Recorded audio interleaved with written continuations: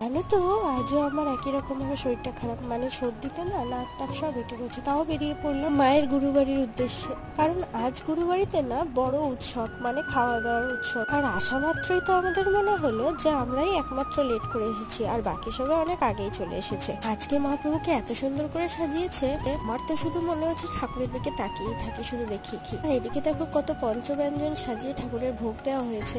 আর তোমরা তো দেখলে ঠাকুরকে কত মালসা ভোগ দেওয়া হয়েছে।